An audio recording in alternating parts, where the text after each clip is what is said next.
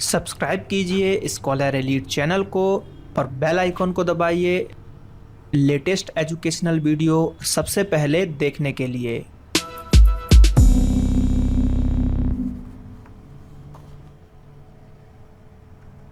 Hello दोस्तों, आप सबका स्वागत है आज के इस वीडियो में। जैसा कि आपको बहुत ही बड़ी खुशखबरी है कि रेलवे में ग्रुप डी यानी कि लेवल 1 में जारी कर दी गई हैं लगभग 1,03,769 पोस्ट। तो यहाँ पर 1,03,769 पोस्ट निकली हैं आपके लेवल 1 में, और इसकी पूरी जानकारी देखेंगे कि कितने जोन हैं जहाँ से आप इसका फॉर्म भर सकते हैं, कहाँ पर कितनी वैकेंसी है, इसका क्या सिलेबस है और कौन कौन इसको भर सकता है, क्या है इसकी एलिजिबिलिटी और क्वालिफ़िकेशन, देखेंगे आज के इस वीडियो में। तो इस वीडियो को आप लाइक कीजिए, शेयर कीजिए और अपने दोस्तों के साथ शेयर जरूर कीजिए, और इस वीडियो को आखिरी तक ज़रूर देखिए। तो सबसे पहले यहाँ पर government of India ministry of railways ने जारी कर दी हैं, जी हाँ, 1,03,000 से ज़्यादा वैकेंसीज, वो भी सेंट्रल की, जो कि रेलवे रिक्रूटमेंट सेल के द्वारा यहाँ पर भर्ती की जाएगी 2019 में।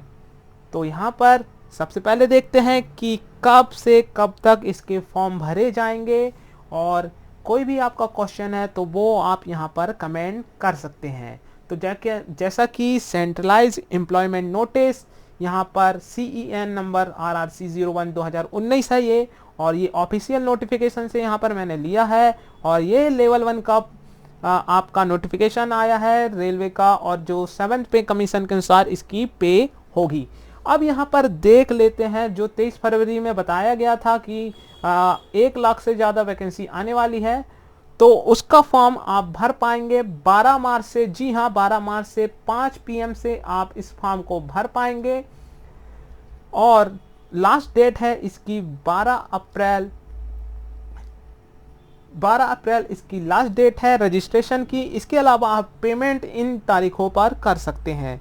तो पेमेंट के लिए, ऑनलाइन पेमेंट के लिए आपका 23 अप्रैल लास्ट डेट है, लेकिन आपको 12 अप्रैल तक रजिस्ट्रेशन करा लेना है। 12 अप्रैल के पहले आपका रजिस्ट्रेशन हो जाना चाहिए, और उसके बाद आप पेमेंट कर सकते हैं 23 तारीख तक। तो ज़रूर आप इस फॉर्म को भरिए अगर आपने 10th पास की हुई है और आपकी एज 18 to 33 ईयर है। और जो इसका एग्ज़ाम कब होगा वो हम देख सकते हैं यहाँ पर कि इसका एग्ज़ाम कंडक्ट कराया जाएगा। टेंटेटिव डेट्स यहाँ पर बताया जा रहा है कि टेंटेटिव शेड्यूल जो होगा वो सितंबर से अक्टूबर 2019 के बीच में इसका कंप्यूटर बेस्ड टेस्ट करा लिया जाएगा, और जो कि CBT इसको हम ज़्यादातर जानते हैं पॉपुलरली। तो CBT कंडक्ट होगा आपका सितंबर 2019 से अक्टूबर 2019 के बीच।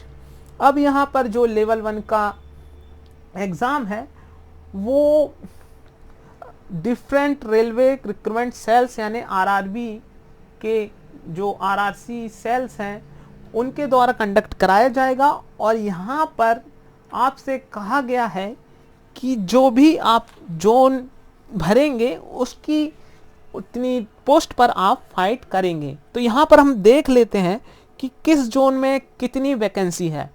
अब मैं यहाँ पर आपको बता देता हूँ टॉप 10 रेलवे जोन जिसमें सबसे ज़्यादा लेवल 1 यानी ग्रुप डी की वैकेंसी आई है 2019 में। यहाँ जैसा कि हम देख सकते हैं कि एनेक्स्चर 1 और एनेक्स्चर B में और ज़्यादा डिटेल देख सकते हैं इन वैकेंसी की।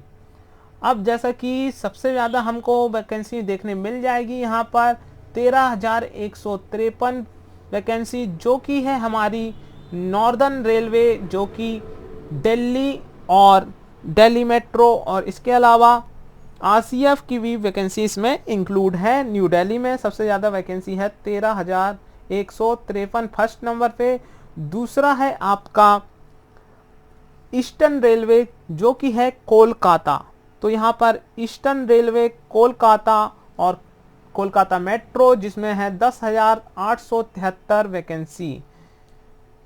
तीसरे नंबर पे हमारा आएगा वेस्टर्न रेलवे जो कि है आपके मुंबई के अंतर्गत और यहाँ पर है आपका 10,734 वैकेंसी। अब चौथा नंबर देख लेते हैं। चौथा नंबर है यहाँ पर आपका साउदर्न रेलवे जो कि इसमें चेन्नई में है और ये इंटीग्रल कोच फैक्ट्री भी यहाँ पर है जिसमें T80 का निर्माण हुआ था जैसा कि आपको पता है। और यहाँ पर चौथे नंबर है पे पोस्ट है टोटल वैकेंसी के मामले में, तो यहाँ पर 9,589 पोस्ट है आपकी चेन्नई में। फिर इसके बाद पांचवें नंबर पे हमारा आता है सेंट्रल रेलवे जो कि है अगेन मुंबई के अंतर्गत सेंट्रल रेलवे और यहाँ पर है 9,345 पोस्ट। तो जैसा कि आप देख सकते हैं यहाँ पर टॉप 5 में है पहला आपका दिल्ली, दूसरा पे है आपका कोलकाता ईस्टर्न रेलवे, फिर है वेस्टर्न रेलवे मुंबई, फिर इसके बाद है हमारा साउथर्न रेलवे चेन्नई, उसके बाद है हमारा वेस्टर्न रेलवे हो चुका है। तो यहाँ पे लास्ट में है सेंट्रल रेलवे आपका मुंबई। तो ये टॉप 5 है तो जैसा कि आप देख पा रहे हैं।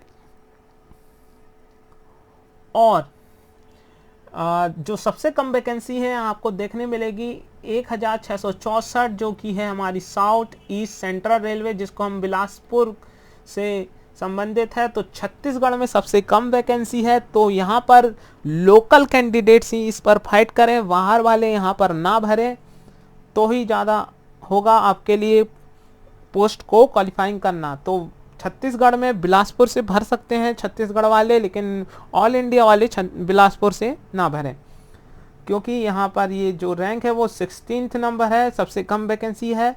फर्स्ट नंबर पे हमने जैसा कि यहाँ पर देखा था आपका है न्यू दिल्ली, सेकंड पे है आपका ईस्टर्न रेलवे कोलकाता, थर्ड पे हमारा हो गया है वेस्टर्न रेलवे, थर्ड पे हमारा है वेस्टर्न रेलवे और फोर्थ पे है साउथर्न रेलवे जो कि ICF है और फिफ्थ पे है सेंट्रल रेलवे। इसी प्रकार छठवां हम देख सकते हैं सिकंदराबाद जिसमें रिसर्च एंड डेवलपमेंट सेक्शन भी है, यहाँ पर MCF भी है।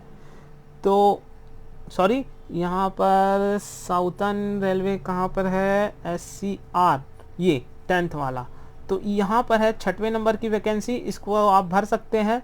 और जो नॉर्थ ईस्ट रेलवे है वहाँ पर 4,002 वैकेंसी है जो आपके नॉर्थ ईस्ट है, तो यहाँ पर भी आप भर सकते हैं, चांस है कि आपका हो सकता है क्योंकि यहाँ पे लगभग एन एवरेज वैकेंसीज है 4,002 और इसकी रैंकिंग यहाँ पर आती है आपकी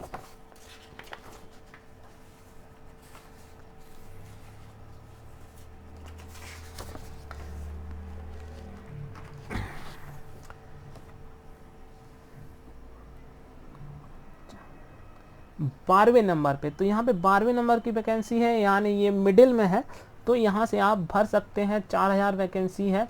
और इसी प्रकार जो यहाँ पर डिफरेंट कैटेगरी में जैसे देख सकते हैं 10% आपकी 10,381 पोस्ट हैं आपकी इकोनॉमिकली बैकवर्ड यानी जो इकोनॉमिकली वीकर सेक्शन है EWS उसमें 10,381, OBC में 27,378 पोस्ट और ST में 7,984 पोस्ट और SC में 15,559 पोस्ट है ऑल ओवर द RRB। और यहाँ पर जनरल के लिए यानी जो आपका अनरिजर्व कहें जिसको, उसमें है पोस्ट 42,355 पोस्ट आपको फाइट करने मिलेगी आपके अनरिजर्व में। अब देखते हैं कि जो पोस्ट पैरामीटर्स क्या क्या है। तो यहाँ पर जो पोस्ट पैरामीटर दिया गया है कि 10वीं पास मांगा गया है, 10th पास और ITI कंपलसरी नहीं है, या तो आपने 10th पास कर ली है या आपने ITI की है, दोनों ही इस फॉर्म को भर सकते हैं। अब यहाँ पर देख लेते हैं कि कौन कौन से जो लोग हैं वो किन पोस्ट को नहीं भर सकते। तो यहाँ पर जो फिजिकली बैकवर्ड हैं वो एलिजिबल नहीं है इन 3 पोस्ट के लिए, यानी इन 3 पोस्ट के अलावा आप सभी पोस्ट के लिए एलिजिबल है जो फिजिकली बैकवर्ड लोग हैं। जैसा कि असिस्टेंट पॉइंट्समैन है उसकी 14,870, असिस्टेंट ब्रिज जिसकी 913, और ट्रैक मेंटेनर ग्रेड 4 जो कि ट्रैक का मेंटेनेंस करते हैं उनकी 40,721। तो इसमें पीईटी फिजिकल एफिशिएंसी टेस्ट मांगा गया है, और फिजिकली डिसेबल्ड जो दिव्यांगजन है वो इसको नहीं क्वालिफाई कर सकते या उनके लिए ये जरूरी नहीं रहता है। तो पीईटी इनके लिए मस्ट मांगी गई है। तो इन 3 पोस्ट को जो फिजिकली बैकवर्ड क्लास के जो लोग हैं जो फॉर्म भर रहे हैं वो इसको नहीं भर सकते हैं। इसके अलावा जो बाकी पोस्ट है जैसा कि हमने देखा था असिस्टेंट वर्कशॉप और असिस्टेंट डिपो, इन सब को आप भर सकते हैं। ट्रैक मेंटेनर वाली पोस्ट आप नहीं भर सकते, और असिस्टेंट ब्रिज वाली पोस्ट पीडब्ल्यूडी वाले नहीं भर सकते। और इसके अलावा जो पॉइंट्समैन है असिस्टेंट पॉइंट्समैन, यहाँ 8वें नंबर की वैकेंसी जैसा कि हम देख सकते हैं। तो ये 3 पोस्ट फिजिकली बैकवर्ड वाले नहीं भर सकते हैं, जैसा कि यहाँ नो और नो लिखा है। तो इसके लिए पीईटी मस्ट है। तो यहाँ पर और एज जो दी गई है 18 से 33 साल जो कि अनरिजर्व कैटेगरी और ईडब्ल्यूएस के लिए है, और एसटी एससी के लिए +3 साल है। तो एज लिमिट जैसा कि हम देख पा रहे हैं 18 से 33 साल, और ये कैलकुलेट होगी 1 जुलाई 2019 से आपकी एज कैलकुलेट होगी। 18 से 33 साल के बीच में एज मांगी गई है, और ओबीसी नॉन क्रीमी लेयर के लिए है +3 साल का रिलैक्सेशन, और एससी एसटी के लिए यहाँ पर +5 साल का रिलैक्सेशन यहाँ पर दिया गया है। अब बढ़ते हैं अगले यहाँ पर रिक्रूटमेंट प्रोसेस पे। रिक्रूटमेंट प्रोसेस में जैसा कि हम सबको पता है यहाँ पर 4 चरणों में आपका एग्जाम कंडक्ट होगा। तो entire recruitment process shall be involve computer based test, physically जो टेस्ट होता है आपका फिजिकल एफिशिएंसी टेस्ट पीईटी होगा, उसके बाद होगा आपका डॉक्यूमेंट वेरिफिकेशन, फिर होगा आपका मेडिकल एग्जामिनेशन। तो सीबीटी के बाद होगा आपका पीईटी जिसको हम बोलते हैं फिजिकल एफिशिएंसी टेस्ट, और लास्ट में डीवी के बाद मेडिकल एग्जामिनेशन के बाद आपको जॉब मिल जाएगी। अब यहाँ पर जो भी एक्टिविटी होगी CBT PET DV and medical examination, उन सब की जानकारी आपको आरआरबी और आरआरसी की ऑफिशियल वेबसाइट में उपलब्ध कराई जाएगी, और आपको एसएमएस और ईमेल के द्वारा भी जानकारियाँ प्राप्त होंगी। तो आपका जो भी ईमेल है और जो मोबाइल नंबर है वो चालू होना चाहिए entire the process of the exam, जो भी आप फॉर्म में फिल करेंगे। अब यहाँ पर कंप्यूटर बेस्ड टेस्ट जो होगा वो होगा आपका 100 नंबर का, और 100 क्वेश्चन होंगे। यहाँ पर 100 क्वेश्चन होंगे, और यहाँ पर 90 मिनट का समय होगा जैसा कि हम यहाँ पर देख सकते हैं। तो सीबीटी में आपका 90 मिनट का समय होगा, 1 घंटा 30 मिनट। और जो जनरल साइंस यानी जो 10वीं लेवल तक की आपकी साइंस आने वाली है वो उसके 25 क्वेश्चन होंगे, मैथमेटिक्स के आपके 25 क्वेश्चन, जनरल इंटेलिजेंस और जो रीजनिंग के क्वेश्चन हैं वो 30 आने वाले हैं, और जनरल अवेयरनेस और करंट अफेयर से संबंधित 20 क्वेश्चन आएंगे। तो यहाँ पर आपका साइंस और मैथ्स का 25-25 क्वेश्चन, और रीजनिंग का यहाँ पर 30 क्वेश्चन, और जो आपका करंट अफेयर और जो जनरल अवेयरनेस है वो 20 नंबर का या 20 क्वेश्चन आएंगे। तो 100 क्वेश्चन होंगे और 100 नंबर का लगभग आपका पेपर होगा। अब यहाँ पर बताया गया है जो फिजिकली बैकवर्ड क्लास के जो यानी डिसेबल्ड पर्सन है उनके लिए 120 मिनट का एग्जाम होगा, यानी 30 मिनट एक्स्ट्रा दिए गए हैं फिजिकली डिसेबल्ड पर्सन को। अब यहाँ पर जो the section wise distribution given in the our table is only in indicative, there may be some variation. तो जो आपका 25 साइंस, 25 मैथ्स, 30 रीजनिंग और 20 आपका करंट अफेयर और जनरल अवेयरनेस है, इसमें जो नंबर ऑफ क्वेश्चन है वो वेरिएट कर सकते हैं आपके 100 क्वेश्चन में, ये बताया गया है।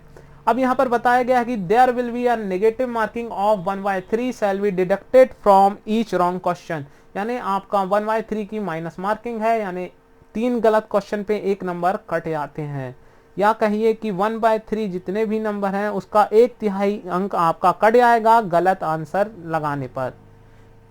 चलिए अब मिनिमम क्वालिफाइंग नंबर देख लेते हैं कि minimum percentage of marks eligibility in various category, आपको इस एग्जाम को क्वालिफाई करना है तो आपको जनरल और इकोनॉमिकली वीकर सेक्शन EWS दोनों के लिए है 40%, आपको क्वालिफाइंग करने के लिए स्कोर करना पड़ेगा। OBC नॉन क्रीमी लेयर के लिए यहाँ पर है 30%, और शेड्यूल कास्ट यानी SC के लिए यहाँ पर है 30% मिनिमम क्वालिफाइंग नंबर, और ST के लिए यहाँ पर है 25% आपको स्कोर करना पड़ेगा इस एग्ज़ाम को क्वालिफाई करने के लिए। लेकिन आपका जो मेरिट और कट ऑफ है वो आपका आएगा नॉर्मलाइजेशन के बाद, नॉर्मलाइजेशन होगा, और नॉर्मलाइजेशन के बाद जो आपका फाइनल स्कोर होगा उसके हिसाब से आपकी मेरिट लिस्ट या कट ऑफ लिस्ट गिरेगी। तो चलिए यहाँ पर सिलेबस देख लेते हैं कि क्या कौन कौन से क्वेश्चन आएंगे, कौन से टॉपिक होंगे। तो यहाँ पर आपका एक ही CBT होना है, एक ही पेपर होना है आपका ऑनलाइन, जिसको हम बोलते हैं कंप्यूटर बेस्ड टेस्ट। उसके बाद आपका फिजिकल होगा जो कि हम PET यानी फिजिकल एफिशिएंसी टेस्ट होगा, और फाइनल डॉक्यूमेंट वेरिफिकेशन, और यहाँ पर आपका मेडिकल के बाद आपका जॉब लग जाएगा। तो यहाँ पर जो सिलेबस है वो सिमिलर है लास्ट ईयर के जो 2018 में जो सिलेबस दिया गया था लेवल 1 का, सेम ही आपका सिलेबस है। जो लोग पिछली बार रह गए थे उनके लिए बहुत बड़ा चांस है कि इस बार इसको आप क्वालिफाइंग कर सकते हैं। मैथमेटिक्स, रीजनिंग और जनरल साइंस और जनरल अवेयरनेस का सिलेबस सेम है। यहाँ पर जो जो टॉपिक दिए गए हैं उनसे संबंधित आप क्वेश्चन फिर से करिए, आप प्रैक्टिस करिए। और रीजनिंग में भी आपको सेम ही टॉपिक मिल जाएंगे, जैसे कि alphabetical number series, coding decoding, और यहाँ पर वेन डायग्राम, सिलोगिज्म, और यहाँ पर डायरेक्शन, स्टेटमेंट, आर्ग्यूमेंट, अजम्पशन। तो यहाँ पर जो सिलेबस दिया गया है वो सेम ही सिलेबस है जैसा कि पिछली बार हमने देखा था। जनरल साइंस के वीडियो हमारे चैनल पर डाले हुए हैं, उसके डिटेल्ड और MCQ वाले क्वेश्चन हमको मिल जाएंगे, जिसमें आपके फिजिक्स, केमिस्ट्री और लाइफ साइंस के भी वीडियो मिल जाएंगे। तो ये 10th स्टैंडर्ड के आने वाले हैं, तो आपका NCERT सार संग्रह और जितने भी 10th लेवल तक का आपका CBSE का सिलेबस है तो उतना साइंस ही पूछा जाएगा। तो ये आप अच्छे से कम प्रिपेयर कर सकते हैं, क्योंकि यहाँ पे 25 नंबर या 25 क्वेश्चन आपके क्लियर हो जाएंगे। रीजनिंग में 30 क्वेश्चन आने वाले हैं, तो इस सेक्शन को आपको ध्यान देना है। रीजनिंग का लेवल इजी टू मॉडरेट ही रहता है। यहाँ पर रीजनिंग और मैथ्स की भी बात की जाए तो यहाँ पे जो डिफ़िकल्टी है वो भी इजी टू मॉडरेट ही मिलेगी। जहाँ तक बात की जाए करंट अफेयर और जनरल अवेयरनेस की, ये आपके डिसाइड करते हैं कि आप इसमें स्कोर करते हैं तो आप कट ऑफ के कितने पास रहेंगे, वो डिसाइड करेगा आपका जनरल अवेयरनेस और करंट अफेयर्स। और यहाँ पर माइनस मार्किंग आपका नंबर कम कर सकती है, इसलिए जो आपको क्वेश्चन का आंसर पता हो वही लगाएं। अब देखते हैं कि फिजिकली एफिशिएंसी टेस्ट में क्या होगा। तो जैसा कि आप सबको पता है, मेल कैंडिडेट्स के लिए अलग पैरामीटर है, फीमेल कैंडिडेट्स के लिए अलग पैरामीटर्स यहाँ पर दिए गए हैं। जैसा कि यहाँ पर दिया गया है 35 किलो का वजन वेट आपको 100 मीटर 2 मिनट के अंदर ले जाना है एक जगह से दूसरी जगह बिना गिराए एक ही अटेम्प्ट में। तो ये मेल्स के लिए है, और फीमेल्स के लिए 20 kg का है 100 मीटर के 2 मिनट के अंदर। तो यहाँ पे फीमेल्स को 20 किलो का है। और यहाँ पर जो दौड़ होगी वो 1000 मीटर की होगी दोनों उम्मीदवारों के लिए। मेल्स कैंडिडेट्स के लिए समय मांगा गया है 4 मिनट 15 सेकेंड, और ये एक ही अटेम्प्ट में आना चाहिए। इसके अलावा फीमेल्स के लिए 1000 मीटर की रनिंग होगी सेम इसमें टाइमिंग मांगी गई है 5 मिनट 40 सेकेंड। तो इस प्रकार आप देख सकते हैं। अब ये हिंदी में भी आप पढ़ सकते हैं, इसको आप नोट डाउन कर सकते हैं और इसकी आप तैयारी करते रहिए आपको फिजिकल में, ताकि दिक्कत ना जाए। तो आपको मेल्स कैंडिडेट के लिए आपको 35 किलो और फीमेल्स कैंडिडेट के लिए 20 किलो आपको वेट आपको उठा के चलना है बिना गिराए 2 मिनट के अंदर 100 मीटर। और 1000 मीटर की दौड़ होगी तो आपको 2 मिनट के अंदर कंप्लीट करना है। 1000 मीटर की जो दौड़ है वो 4 मिनट 15 सेकंड में कंप्लीट करना है।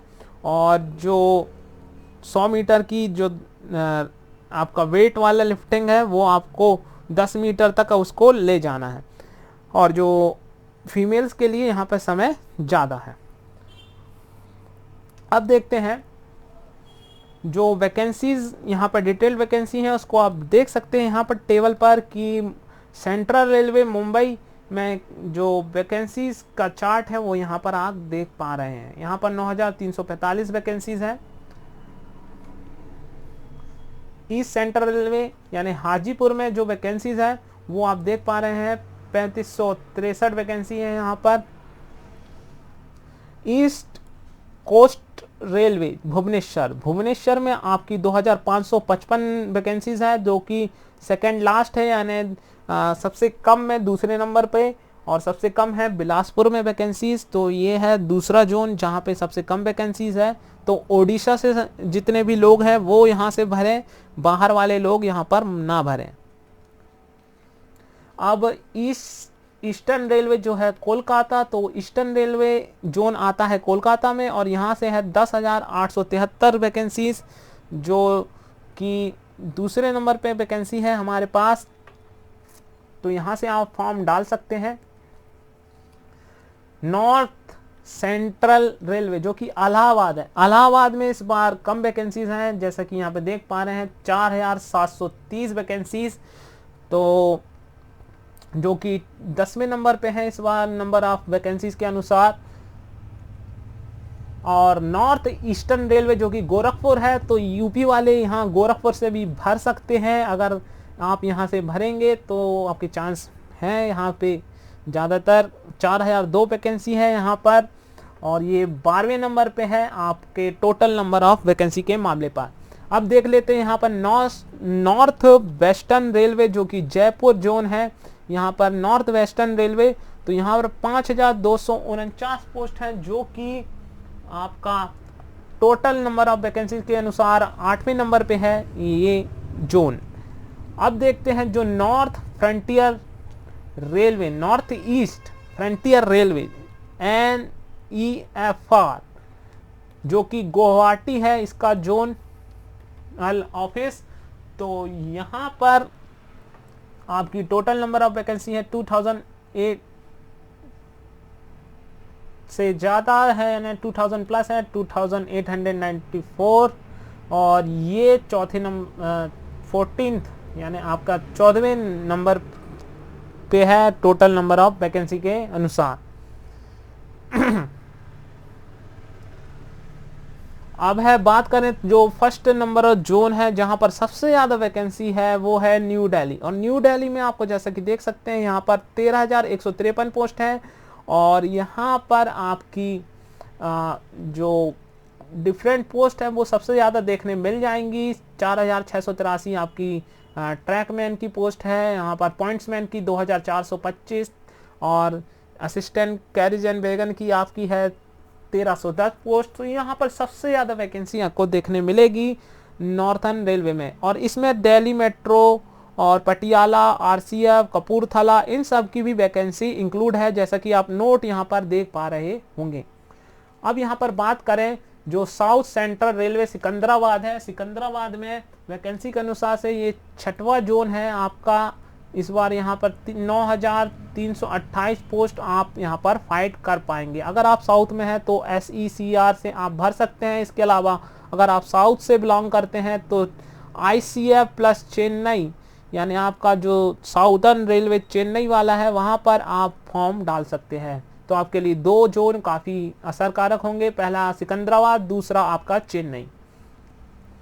अब बिलासपुर की बात करें जो कि है साउथ ईस्ट सेंट्रल रेलवे जो कि है बिलासपुर, तो यहाँ पर छत्तीसगढ़ के जो स्टूडेंट हैं वही फॉर्म भरें तो ज़्यादा अच्छा होगा। बाहर वालों के लिए यहाँ बहुत कम चांस है, जो कि आप देख सकते हैं यहाँ पर केवल 797 अनरिजर्व्ड है, उसी पे आप फाइट करेंगे ज़्यादातर लोग। और यहाँ पर टोटल वैकेंसी है इंक्लूडिंग रिजर्व कैटेगरी 1664 जो सबसे कम है, तो यहाँ पर बाहर वाले लोग फॉर्म ना डालें। अब लास्ट में बात करें जो कि है साउथ ईस्टर्न रेलवे जो कि है कोलकाता के अंदर अनदर जोन, तो SER जो कि कोलकाता के अंदर है, यहाँ पर 4914 वैकेंसीज है। तो यहाँ पर अगर जो कोलकाता में रहते हैं वो इसमें भरेंगे तो उनके लिए काफ़ी अच्छा चांस है कि आपका कट ऑफ कम जाए, क्योंकि कोलकाता का ये दूसरा जोन है और इसमें 4900 वैकेंसी है, तो कम ही लोग बाहर के इसमें भरेंगे।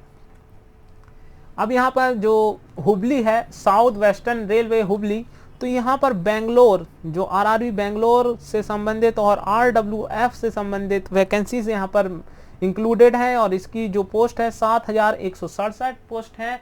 और जो बेंगलोर की पोस्ट है वो टोटल नंबर ऑफ वैकेंसीज के अनुसार आपकी हो जाती है 7वें नंबर का जोन है टोटल नंबर ऑफ वैकेंसी के हिसाब से।